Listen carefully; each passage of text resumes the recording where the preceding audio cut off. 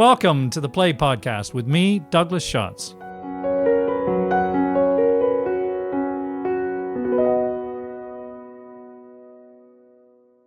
Hello, and welcome to episode 89 of the Play Podcast, where we explore the greatest new and classic plays. I'm Douglas Schatz, founder and host of the Play Podcast. The curtain rises on a country road. There is nothing but a lone, leafless tree in the empty landscape. A shabbily dressed man sits on a low mound, trying vainly to remove his boot. Another man enters. He is glad to be reacquainted with the seated man, who has spent the night sleeping in a ditch. What's more, during the night he has been beaten up by strangers, an occurrence which apparently is not unusual. The two men wait. Apparently they have a rendezvous with someone named Godot, and they cannot move from the appointed location by the tree. Although whether it is this tree is uncertain, as is who Godot is and why they await him. This is the unique setting of Samuel Beckett's notoriously confounding landmark of modern drama, Waiting for Godot. I say confounding because the play is famous for its deliberate lack of conventional plot or exposition, such that the critic Vivian Mercier wrote that Beckett has achieved a theoretical impossibility, a play in which nothing happens that yet keeps audiences glued to their seats. What's more, since the second act is a subtly different reprise of the first, he has written a play in which nothing happens twice. The play is also renowned for its intellectual provocation, as a bleak existential rumination, as well as for the rhythms of its hypnotic language. Given its desolate philosophical landscape, Waiting for Godot is also surprisingly funny. The play was first presented in French as En attendant Godot in the small fringe Theatre de Babylon in Paris in January 1953. Some in the initial audience were outraged. There were actually scuffles between audience members at the interval, with several storming out when the curtain for the second act rose with the same two characters in the same place.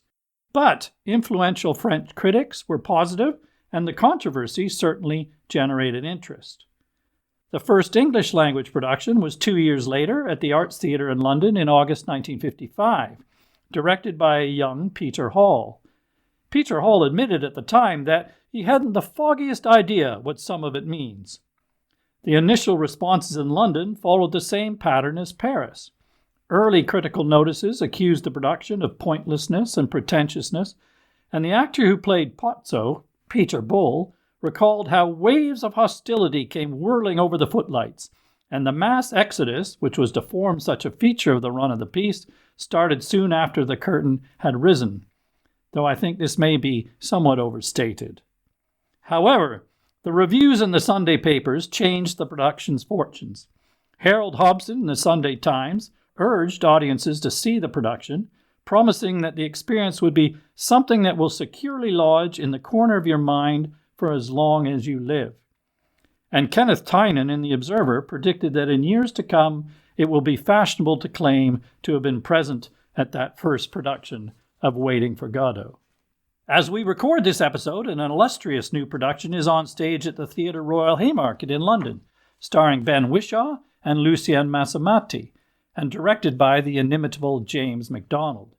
I was struck when taking my seat in the Grand Theatre Royal in Haymarket how far this play has come in the 70 years since its premiere in the tiny theatre in Paris, a staple of drama studies and prestigious production the world over. Its provocation as a work of theatre remains the same, though, and I have to confess to being a little daunted by the task of analyzing this famously challenging landmark of dramatic literature. But fortunately, I am not alone. This is why I have expert guests on the podcast. My expert today is Dr. Matt McFrederick, a lecturer in theatre at the University of Reading. The University of Reading is the home of the Samuel Beckett Research Centre, which includes the world-leading archive of Beckett material, where Matt co-curated the exhibition Waiting for Godot at 60 in 2015, to mark the anniversary of the first English-language performance. He is just finishing, he tells me, writing a book entitled Staging Beckett in London, which will be published by Methuen Drama sometime next year. As if this weren't enough, Matt is originally also from Northern Ireland and went to Portora Royal School in Enniskillen, the same school as Samuel Beckett, and where I believe he actually performed in Waiting for Godot at the age of 17. Some listeners may recognize that Matt previously appeared on the podcast way back in early 2020 when we tackled Samuel Beckett's Endgame, which we did in the first weeks of lockdown when the theaters had closed. Welcome back, Matt. Thanks so much for coming to help me out again on Beckett. Yeah, thank you so much, Doug, for the invite. We were just talking off air there about how long it's been since that Endgame podcast and how life's changed since then too. Yeah. Well, I think we were talking in Endgame about how eerily it reflected the world outside that was just starting to go through this pandemic and how that had amazing Beckett associations. Yeah, Beckett seemed to almost bookend the pandemic, particularly in London theatre, because obviously Endgame was one of the first productions to close. And then Happy Days of Lisa Dwan, who I know you interviewed as well, reopened arguably the London theatre scene. And I know you've argued in the past that whatever is happening in the world outside, Beckett remains relevant, but we'll come to more of that. My first question was going to be, where did you first come across the work of Beckett? But I think we know the answer to that. But I do want to take you back to performing in Waiting for Godot.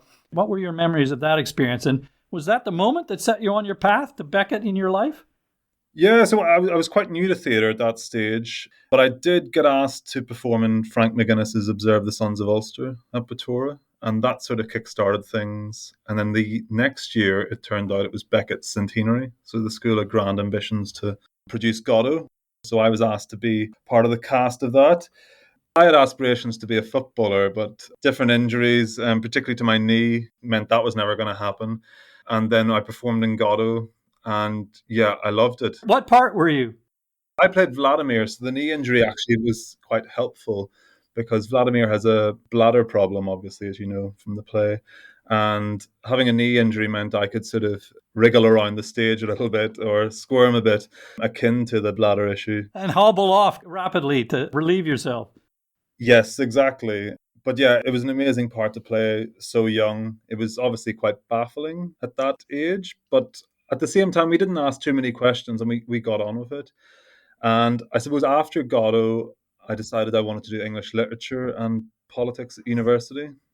But I got sort of steered down the drama path at Queen's in Belfast. And then I saw a production of Godot at the Ardoin Theatre. It was a touring production from the Gate Theatre in Dublin. And it was their final night of their celebrated production of Godot that was directed by Walter Asmus, Beckett's long-term collaborator and assistant director. It had a wonderful cast with Barry McGovern and Johnny McGovern, two renowned Beckett actors. And that was just pure art, pure theatre for me. It taught me so much about staging, about rhythms, about the patterns within the play, the echoes within the play. Yeah, it's still one of my all-time favourite Beckett-related experiences, or indeed any experience in the theatre. And yeah, that steered me again towards, I suppose, a career in the theatre. Yeah, seminal moment. Sounds inspiring. I studied Godot at school, and my memory is that more than anything, I was intimidated by it. I don't think I understood it for a minute at that point. I did appreciate it, existential angst, I suppose. I still have on the shelf a copy of the play from that period with some of my penciled notes. Oh, it has your annotations. Amazing. Yeah, on the flyleaf, one of which I must share with you. Yeah. Succinctly summarizes the play, I think, in 3 bullet points as follows. Man has no purpose. Followed by, can't accept that. Followed by, invent a god or purpose. Another one read, man's condition is ignorance. I think enough said. We can call it a day there, right? Thanks for listening, everyone.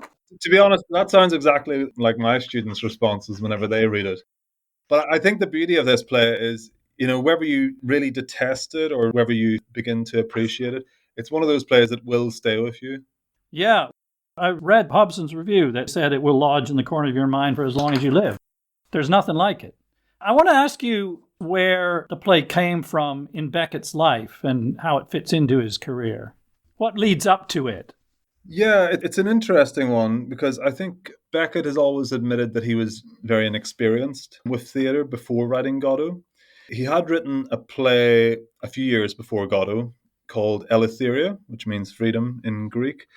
And it's a very long play for anyone who hasn't read it. It has a lot of characters and it has very complicated stage directions. As a result, it wasn't the most enticing option for producers in Paris at the time.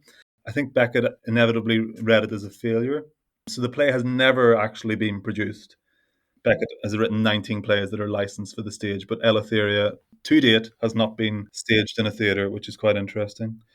But it does sort of show Beckett's knowledge of past performance traditions. And arguably, he's turning his back on those traditions, which then leads us to Godot. So, yeah, he wasn't that experienced with theatre up to that point. He had written novels, right? He was more renowned as a novelist. Between 1946 and 1950, he went on this frenzy of writing, as he described it. So he wrote the trilogy, which is Malloy, The Unnameable, and Malone Dies. He also wrote Mercier and Camier, he wrote novellas, and he wrote Godot. So there's a sense that Beckett's sort of building his literary momentum, shall we say, in the late 40s in particular. In terms of Godot, though, he was working towards it in terms of his visual influences, and we can pick up on a number of those visual influences, such as Caspar David Friedrich's Two Men Observing the Moon, which he references in his own production notebooks. This was an artwork that he saw in Dresden in the 30s. But he was interested in other theatre that echoes towards Godot. I'm thinking of plays like, in the Paycock that he saw at the Abbey Theatre in Dublin in the 1920s. But also he had this interest in popular performance traditions as well. And you see this with references to the music hall. He obviously deliberately mentions in the play. But there's also this sense of, I suppose, how the music hall, how these popular performance traditions ghost Godot as well. So you see the crosstalk dialogue come into play with Vladimir and Estragon, for instance. See the play repeated, just like in the variety stage, where it would have been repeated twice nightly. Godot was arguably repeated with the two acts. Ah. So he started writing it in 1948-49, I believe. So this is post-Second World War. Yeah, and he wrote it pretty quickly as well. I was going to ask you, what do you think the experience of the war and its immediate aftermath, what impact or influence that had on the play? In other words, what's the context of the time that he wrote this in? Yeah, that's a great question too. So there are actually little references to the war in the play, but inevitably it has grown from those wartime experiences. Beckett elected not to return to Ireland during the war, but stayed in France, which is obviously very significant. And as a result, he would have been exposed to the devastation of war across the different locations he inhabited in France. He would have had to do a lot of waiting, which is very fitting for the play. And inevitably, anyone living in that wartime situation would have been dealing with ideas around uncertainty, hunger, themes that echo and come through in the play itself. Yeah, absolutely. And in fact, he was a member of the resistance, wasn't he? And did he walk from Paris to the south of France, or at least part of it? Can't imagine he would have walked, but yeah, he would have certainly got a few lifts on the way. And yeah, he took refuge in a town called Roussillon, which again comes through in the play. He worked with a farmer called Bonnelly. If you're reading the English version, that might not seem that significant, but in the French version, they reference the Bonnelly family, which is actually a vineyard. Oh, yes, because they talk about the grape harvest, don't they? They do indeed. Beckett also spent some time in Saint-Lô in Normandy, and there he would have really seen the devastation of war on that particular town. So yeah, all these references sort of fuse together. Now, this is a very famous play, but I'm sure there are people who are not familiar with it or might appreciate a reminder. So I wonder if we could give them a summary of the plot of the play, what actually happens. Although, as Mercier suggested, maybe not a lot does. But can you give us an introduction to the main characters and what transpires? Yeah, it's funny. Nothing happens, but arguably everything happens as well. So yeah, we come across Estragon, first of all, whose very first lines are nothing to be done. He's trying to pull off his shoe from his foot. And then his sort of central acquaintance, Vladimir, comes into play, and they have conversations about, well, everything and anything. They're essentially trying to keep the conversation going. They're trying to keep their purpose within this situation that they've been put into. So it's on the famous country road, a tree evening setting. And these conversations continue over the course of the play, but their conversations are interjected by the presence of Pozzo, a master, and his servant Lucky. And again, they try to converse with Pozzo and Lucky about everything and anything. And eventually they leave the stage, and later on we are greeted by a boy who Vladimir and Estragon believe is a messenger from Godot, who is, of course, the central reason why they are waiting. They're waiting to keep their appointment with Godot, but Godot has not appeared. The boy can't give them any answers. The boy leaves. Vladimir and Estragon continue their conversations, and Act 1 ends, and Act 2 repeats in pretty much the same manner, albeit with some physical differences for Pozzo and Lucky the next day.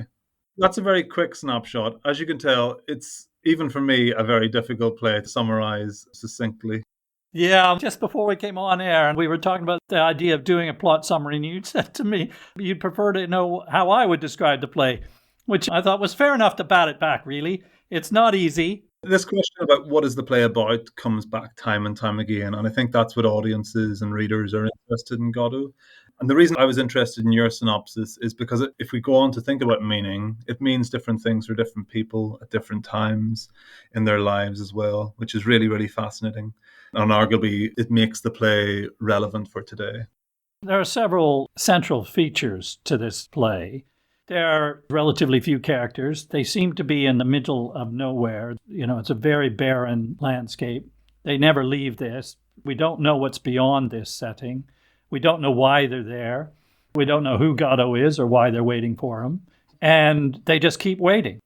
If anyone asks me what is the play about, I generally always say it's about waiting. That is the major motif that Beckett's playing with here in terms of the structure of the play. I think the critic, Alec Reed, he argues and takes it maybe slightly further that the play is waiting. Yes. I was going to ask you then about the form and structure of this play, because it somehow confounds our expectations about what drama is going to be. There is no thesis, antithesis, synthesis, resolution. And so he's frustrating our expectation in that way. And we end up in the audience waiting, do we not?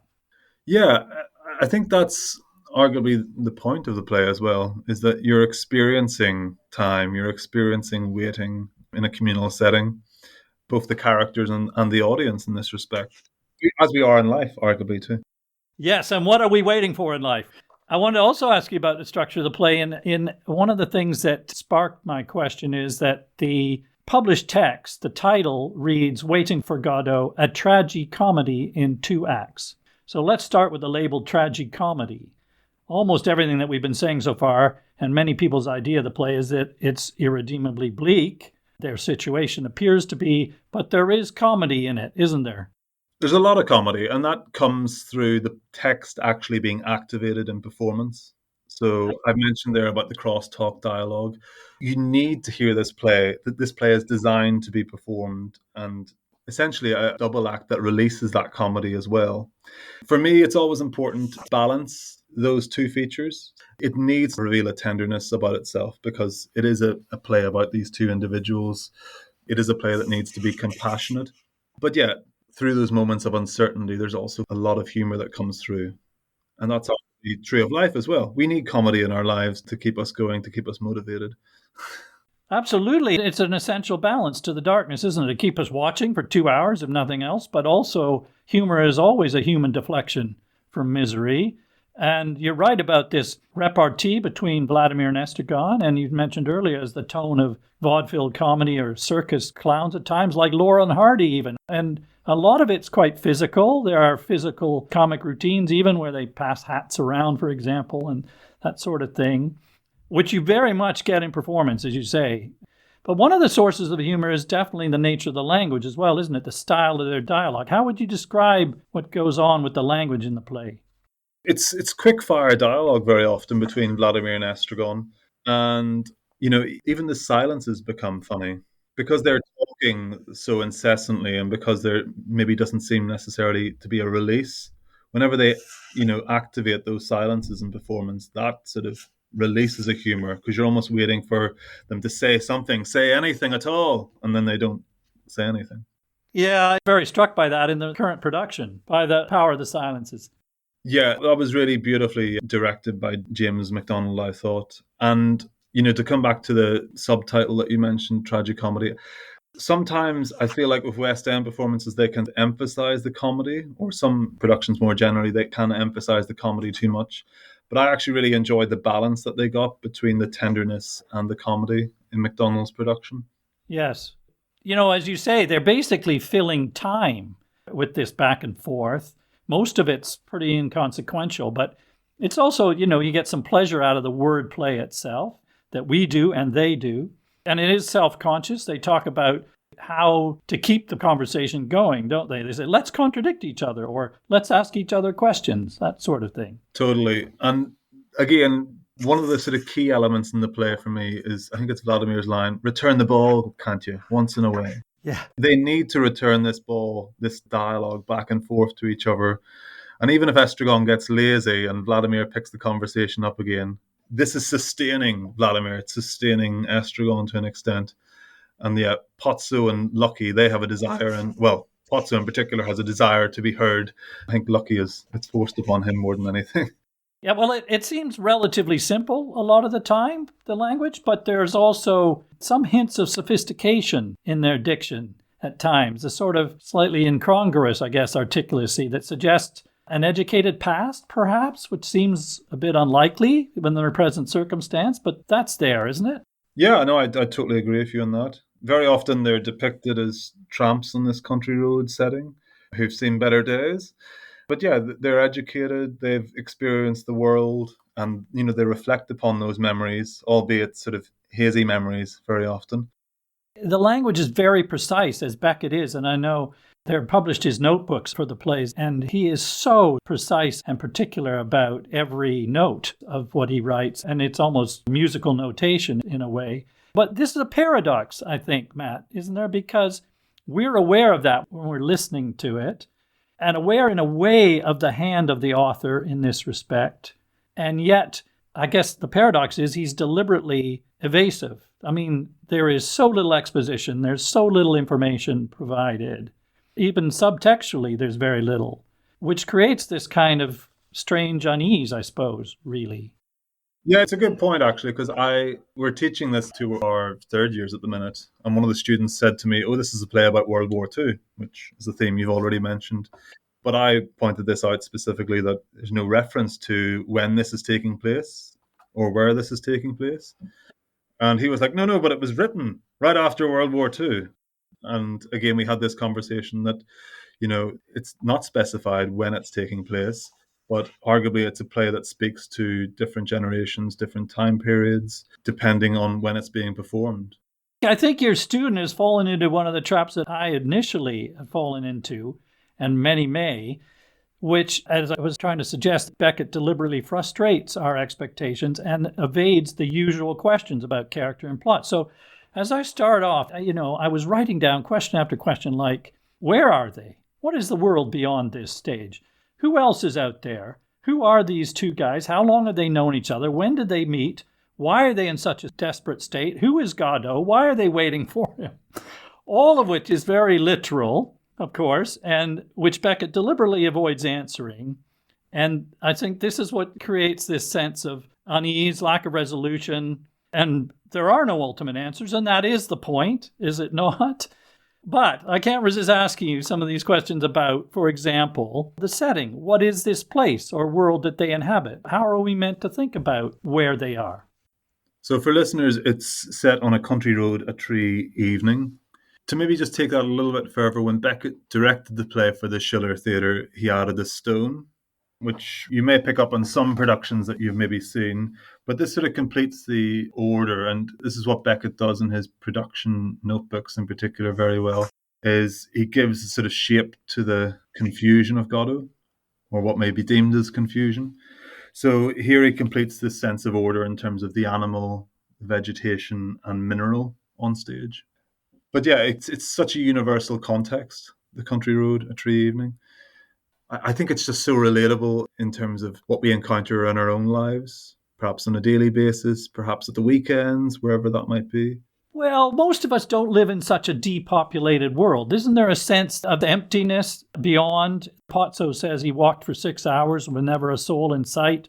So you'd have some sense of an apocalyptic landscape out there? Again, maybe I'm reading too much into it.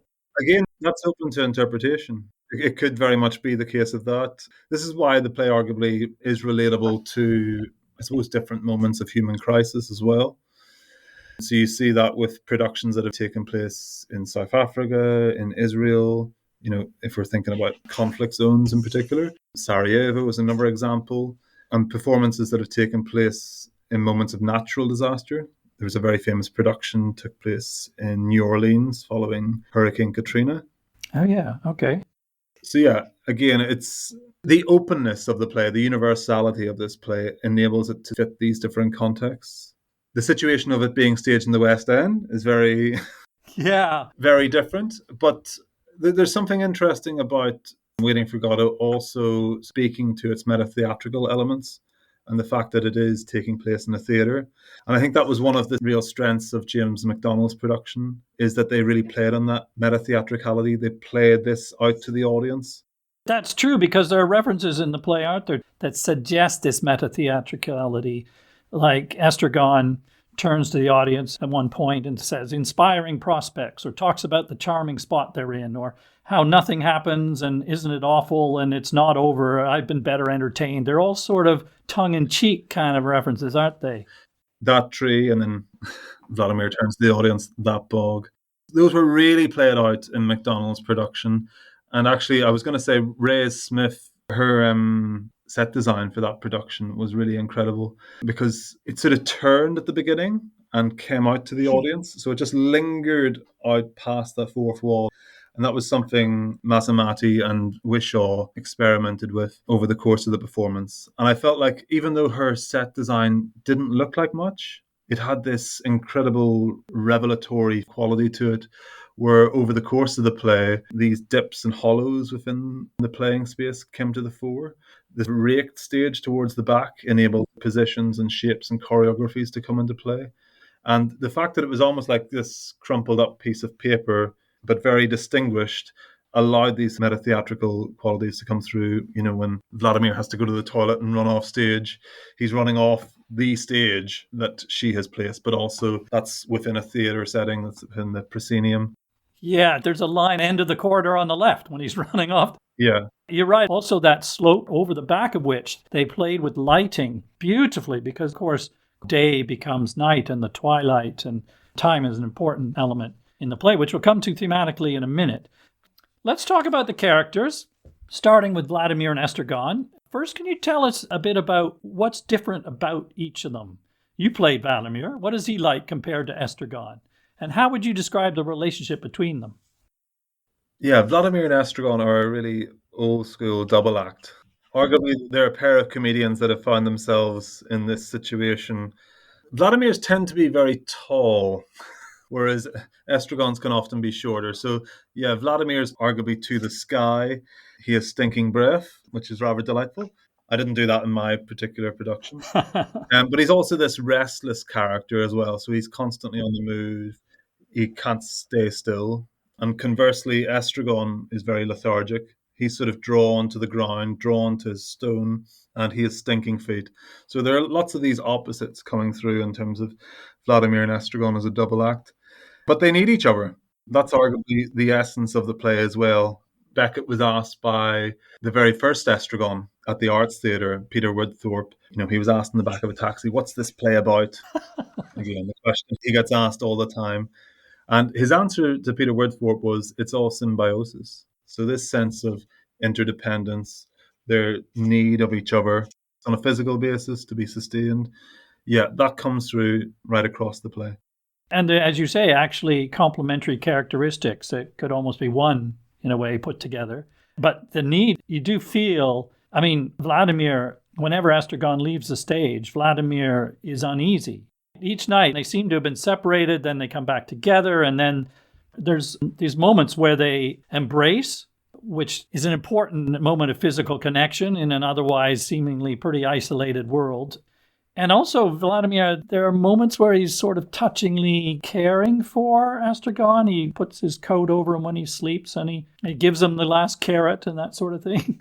Yeah, inevitably they quarrel, like all good couples do at times. They're frustrated with each other at many points throughout this play. But yeah, there is that sense of companionship that sense of tenderness, gentleness towards each other occasionally. They're bound. They're bound. It says somewhere they've been together 50 years. Yeah, that's a nice way of putting it, that they are bound to each other, whether they like it or not. Yeah. So what about Godot, the elusive Godot? What does the text suggest about who he is or represents? Yeah, that's a good one. Godot will mean different things for different people. I don't want to pinpoint an answer. That's very Beckettian of you. Yeah, that's very Beckettian. That's very evasive of me. But yeah, Godot will mean different things for different people at different times. What is ultimately really interesting, though, is Godot is a character within this play, even though he or she is absent throughout the production. The play is essentially made up of these multiple double acts.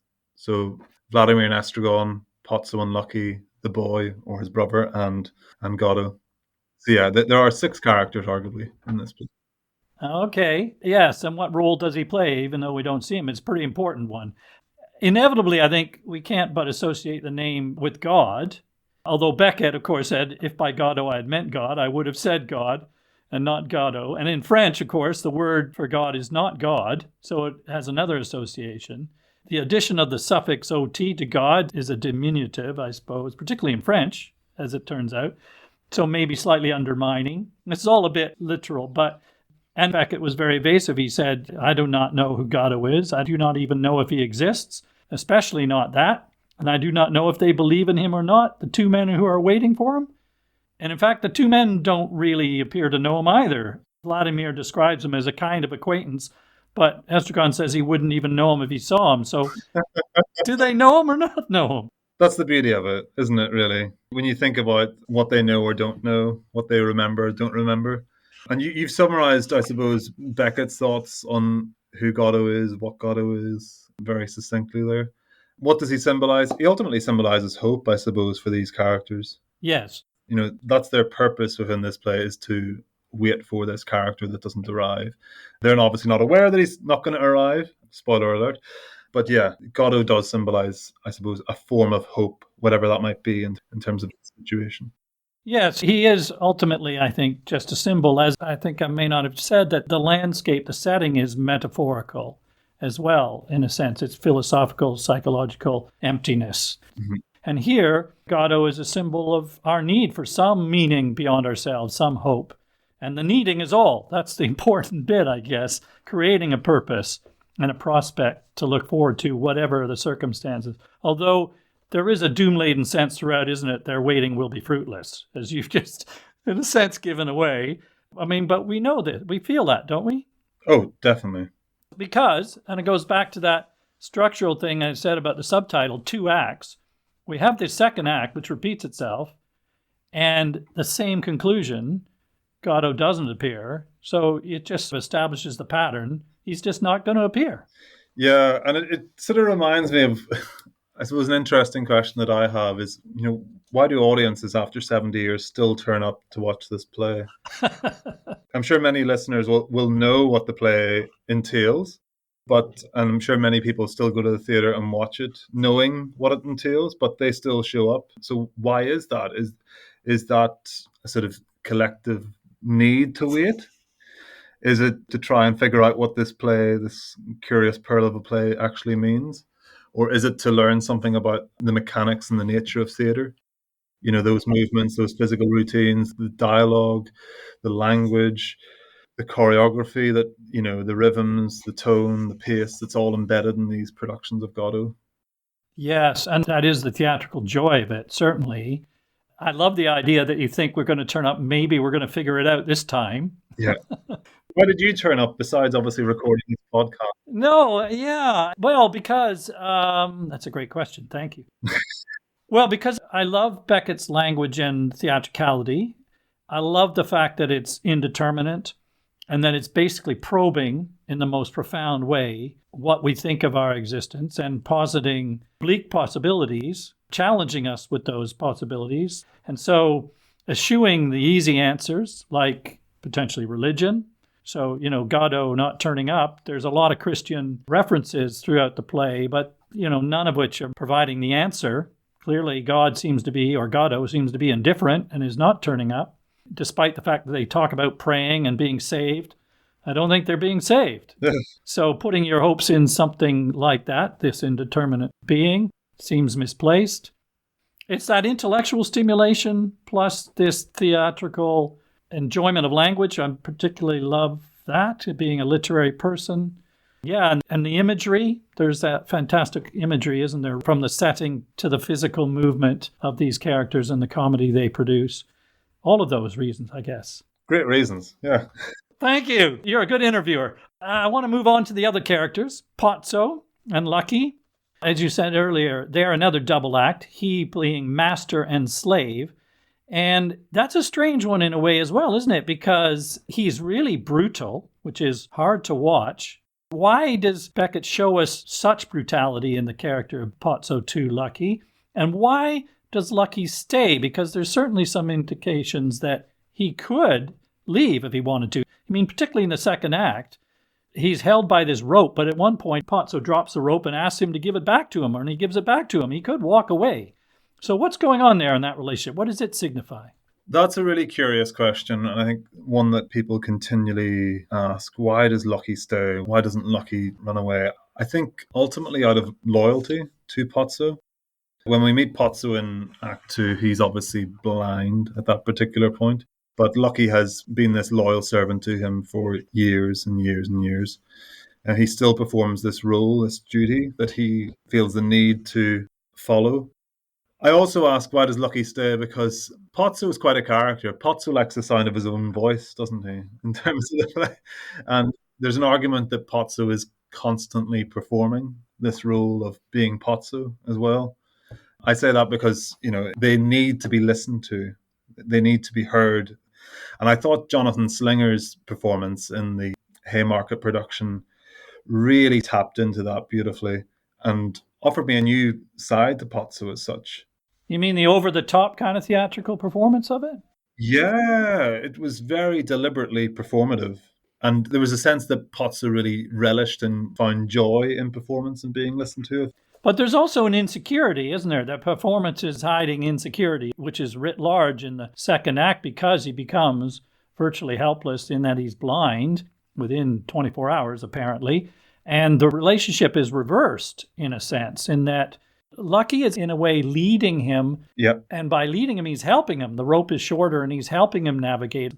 And it actually speaks, I think, to something about the hierarchical nature of relationships and how we find identity in them. I mean, that Lucky is voluntarily remaining subservient because that's who he's been. Yep. And the other way round, Pozzo's abuse of him is some kind of abuse of the privilege of that hierarchical position, which has always been that there's always someone who will be above you and will want to enact that power.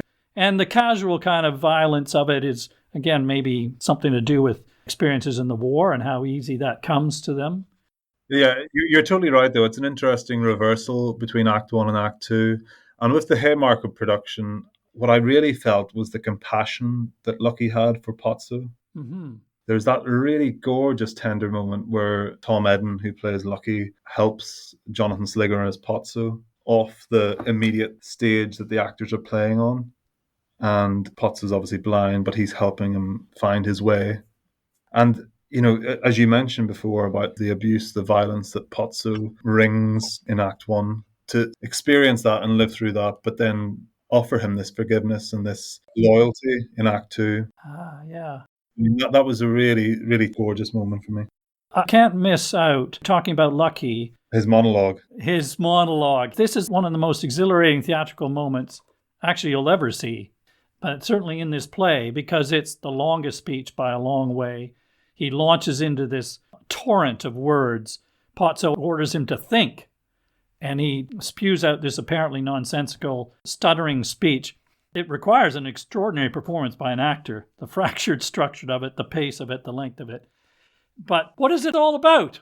What is going on? These are big questions today. I don't know, you could probably spend hours and days analysing Lucky's speech, and people have. I think it's probably best not to get bogged down in the details too much. But it is, as you say, this sort of torrent of words, this torrent of memories, this torrent of information that Lucky is essentially regurgitating For me, it's a sort of coup de theatre. It's a real moment of theatrical joy, theatrical exhilaration. It's a moment for an actor to really express themselves and express, I suppose, the madness of life, or this character's version of madness of life. It was worth virtually a standing ovation, I thought, in the theatre at that moment. It's nonsensical, but as a moment of theatre, it makes sense. If that makes sense. Yeah, I personally thought of the influence of James Joyce in the writing of this. Of course, Beckett knew Joyce well, in the poetic rhythms of it and the stylistic elements, the nonsensical part of it even, some of the earthy innuendo. There's references to heaven and hell, and there's a critique of rational thinking that goes on, which is part of the play, I think. And it's funny, but also feels intelligent in a way. It's like there's the residue of intelligence and awareness there, but the capability has declined and it's not coherent anymore. And so it's kind of moving. Lucky has been more coherent at some point in his life. But on the other hand, it's also about the limits of language, because it parodies rational language and that's not able to actually reach any conclusions. It just keeps saying it's finished, but it isn't. And then for reasons unknown, which I think could be the watchword of the speech, we can never know. No matter how much we talk, we're never really going to get there. Yeah, I think you've actually articulated it really beautifully there, Doug. Oh, thank you. That's my PhD thesis on Lucky's speech. I'm waiting for someone to write a PhD thesis on Lucky. Yeah. But yeah, you're right. That idea of residue and intellectual residue, or just, I suppose, the residue of lived experiences really comes through in Lucky's speech. You know, everything from talking about tennis and camogie to Feckham, Peckham, Fulham, Clapham to Bishop Berkeley, that's all sort of mashed together in this incredible monologue. Yeah, it's just ready-made for performance, isn't it? It is fantastic. And I thought Tom Eden's performance was really startling. He had this physical demeanor which allowed him to propel himself into the performance, but he had, the most incredible eye work. His eyes were sort of goggling into the audience. It was like he was in some sort of trance. Yeah, totally. Yeah. The boy, or boys, ? I have to confess that until seeing the recent production, I'd completely forgotten that there is this fifth character of the boy or boys who appear in the play, who brings messages from Godot. What's the purpose of this character and the fact that it's a young boy, and where's he coming from? For listeners, Matt has just thrown up his hands, so he's continuing to evade answers. Yeah, the boy is arguably the most neglected character in the play in terms of analysis. You see that in reviews, you see that in the critical material that's available. We learn a little bit about the boy over the course of the play, but he comes and goes so quickly. He is a bit elusive in terms of what he knows about Mr. Godot, as he refers to him, and what he explains about Mr. Godot. Is he one boy? Is he two boys? He talks about his brother, one of whom looks after goats, one of whom looks after sheep. Yeah, and there's that sort of, again, the recurring theme of Mr. Godot perhaps beating his brother. So this idea of sort of undercurrent violence comes through again. There are no easy answers to this play, Doug, as you know. Okay, yeah. Yeah. I mean, it's tantalizing in the sense that it teases us that maybe Godot does exist. This guy has come from someone, somewhere, with a message, really? And he's just a farmer somewhere. But on the other hand, the fact that he keeps coming back and is not recognized just reaffirms that idea that we think this is just going to repeat fruitlessly. Yeah, so again, it's a wonderful device to, I suppose, keep Vladimir and Estragon in situ and keep them continuing to wait. I mean, it raises questions about the treatment of memory and time in the play, which you touched on earlier, which are not straightforward, are they? Time, well, how is time measured in this play? Because none of them seem to remember the previous day or know what day it is. Pozzo says he doesn't remember yesterday, and tomorrow I won't remember having met anyone today. They don't seem to recognize each other when they meet again, or maybe they do. It's all part of Beckett undermining any of the certainties, I suppose. But yeah, what's going on with time? The second act, the stage director says it is the next day. Who knows? And I love the detail that 4 or 5 leaves appear on this leafless tree in the beginning of the second act. Yeah. That obviously symbolizes the passing of time, however long that is. It indicates in the text that it's the next day, of course, in Act 2. But the characters aren't even sure if it's the next day. No. And if you're watching it, you don't have that stage direction to tell you that. Yeah, 100%. But yeah, it's a play about time, essentially. You know, we mentioned at the beginning there how waiting is the major motif. And we essentially watch this waiting process. We watch time unfold in front of us. The characters do refer to time and time again within the play, which is wonderful. You know, I always love Vladimir's line, "Let us not waste time in idle discourse. Let us do something while we have the chance." So this idea of him wanting to seize the time, to seize the moment, but inevitably he doesn't do any of that. No, that's all he does is waste time in idle discourse. Exactly. Yeah, arguably that could be the summary of the play as well. And the 4 or 5 leaves, I love the image of it. It's just so beautiful as a theatrical image. You know, the barest hint of color of green leaves. And it represents some change, some life, maybe, in an otherwise sterile, barren landscape. Yeah, life, vegetation. But it's incongruous. You think, wait a minute, these can't appear in 24 hours. You know, and of course, there's the cycle of seasons where they'll fall off again anyway. And also, it's interesting, I thought, that although we're not sure what day to day it is, there's a sense in there that Vladimir and Estragon welcome the end of a day. Somehow they look forward to twilight, night. It's a very important moment of progress, change from day to night, because they expect Godot to arrive during the day. Is that right? Not during the night. So when they get to the end of a day, they can park their waiting or their hoping. They can park their hoping and waiting for a little while, because he's not going to come in the night. He may come tomorrow. So there's some part of them seems perversely to want the day to end, because then they don't have to continue to hope or wait. Am I reading too much into that? Perhaps. It's a tricky one to pin down because we don't see them at night. No, that's true. We don't see where they sleep, what they do. But yeah, I suppose to think about the resolution of those particular days as such, they're not fully resolved, but there is a sort of sense that they're going to keep coming back here the following day to continue this repetition, to continue this cycle of waiting. Definitely.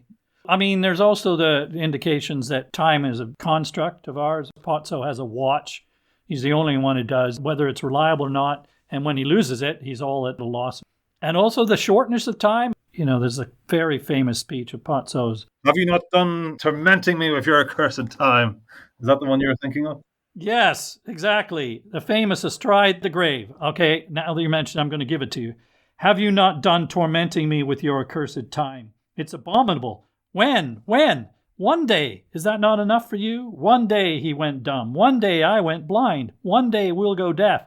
One day we were born. One day we shall die. The same day, the same second. Is that not enough for you? They give birth astride of a grave. The light gleams an instant. Then it's night once more. Whoa. It's stunning. I mean, it's one of the most famous speeches in dramatic literature. One of the most famous speeches. It sort of encapsulates our existence in many respects as well. Oh, that's a bit bleak. Matt? Well, it's not that bleak as a passage. Well, it's all over in an instant. Well, hopefully it won't be, but yeah. Birth to death, astride the grave. Well, it brings me to another one of the penciled notes I recorded in my school text was the single word existentialism. Whatever that meant to my 16-year-old self, in support of which I highlighted that speech. But the play is one long statement of the futility of our existence and our vain desire to deny that. Isn't it? It is. That's my PhD thesis as well. That could easily be a PhD. I'm sure it has been a PhD. As we spoke about earlier, it's a play about waiting. It's a play about being there. It's a play about existing between the characters and the audience. And it's a play about questioning our existence and the rationale for our existence. So yeah, existentialism does come to the fore within this play. And that we'd seek control when we don't have any, and purpose when I guess the suggestion is there isn't much. They talk about habit being a great deadener and just passing the time and knowing nothing and nothing to be done, all alone once more in the midst of nothingness. And we have images of Pozzo crawling blindly on the ground, and Estragon calls him all humanity. We wait till we can get up, and then we go on. Survival at its most basic. Keep on keeping on. And also, there's another classic soundbite almost of existentialism. We always find something to give us the impression that we exist. Yeah, that was the other line I was going to give you. Okay, yeah. Famous quotes from Waiting for Godot. Let's talk about the ending. As I've said, we've seen everything happen twice, so we feel that even more unlikely that anything will change. What do we make of where they find themselves in the end? The ending is just really beautiful, isn't it?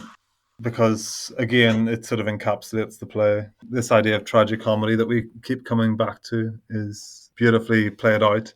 Yeah, because there's that moment where, Estragon's trousers fall down. yes, they've tried to hang themselves and they think they might try and do it with Estragon's belt. So he takes his belt off and inevitably his trousers fall down, which is just a classic moment of circus clown comedy. It's wonderful. At the darkest moment. Yeah, at his darkest moments, Beckett is also being the most comedic as well, isn't he? And Estragon's blind to the fact that his trousers have fallen by his ankle. Vladimir tells him, pull up your trousers. You want me to pull off my trousers? Pull on your trousers. So this conversation, this dialogue, this double act continues right to the end. And then finally he notices it. And of course, the famous finale to the play is, they do not move. Shall we go? Let's go. They do not move. Yeah, and Estragon says, I can't go on like this. That's what you think. It will go on. Classic statement of endurance. Tomorrow will bring more of the same. Do we think that they're pathetically stubborn or weak or deluded in being rooted to this place and continuing to wait, or do we admire them in some way? Oh, I have huge admiration for the characters. Yeah. Do you? Yeah. I mean, only for the limits of theatre and, I suppose, time within the theatre and Beckett's gentleness towards us to not make us endure a third act. These characters would turn up again for Act 3. Yeah. Yeah, so amid the desolation, some part of us, I guess, admires their endurance and recognizes and empathizes with the fundamental challenge of merely surviving day to day, of wrestling with the question of our purpose, and so on. Okay, Matt, thank you so much. Well, I don't know whether we had any answers there, but Matt would say that's the point. There are some answers in there, some non-answers, which, yeah, I think as any audience member, as any reader of Beckett, you're striving to find answers. Are the answers necessarily there all the time? Maybe not. Is that the purpose? Maybe so. But I think that makes us, as audiences, as readers, it makes us keep coming back to the play. It makes us, as you mentioned at the beginning, it keeps us thinking about this play, about other texts that he's written time and time again, whether you like them or not. Yes, quite right. Okay, before I let you go, you may recall that one of the traditions of the podcast is I like to ask my guests to recommend another play that we might cover in the podcast, or that's just a personal favorite. And I think the last time we were together, you recommended Cypress Avenue by David Ireland. Is that right? I did. So have you another play you'd like to recommend? Oh, I was going to recommend Faith Healer and Red Pitch, but you've already covered them. Well, they're both great plays, but thank you, yes. Two really great plays. I suppose maybe my next tip would be Please Write Back, which is a play by, well, it's a performance by a theatre company called 1927, and it's coming to the South Bank Centre in London in a few weeks' time. I'm just really fascinated by 1927's work, the way that they can combine fast-moving scenes with animation, with live music, with live performance. It's all sort of fused together to bring this sense of total theatre. So is it a devised piece as opposed to written by someone? So it's written by Suzanne Andrade, who's their artistic director, and it's animated by Paul Barrett, one of their other artistic directors. So yeah, that's maybe a piece to come and a piece to recommend. Okay, great. I'll look out for it. Thank you very much. Great to see you again, Matt. Thank you very much.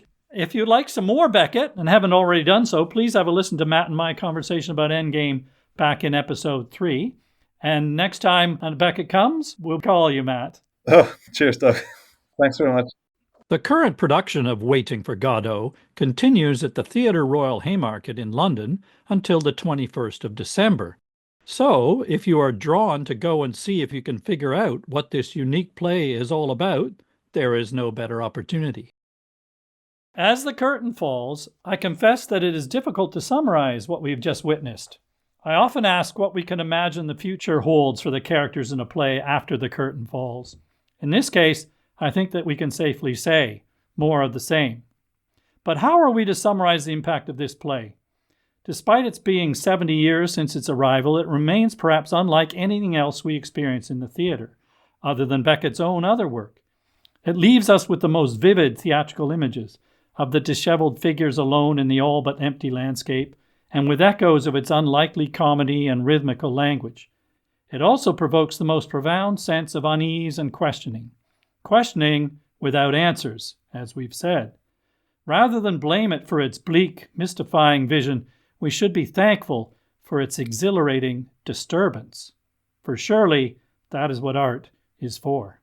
Thanks very much for listening. See you next time.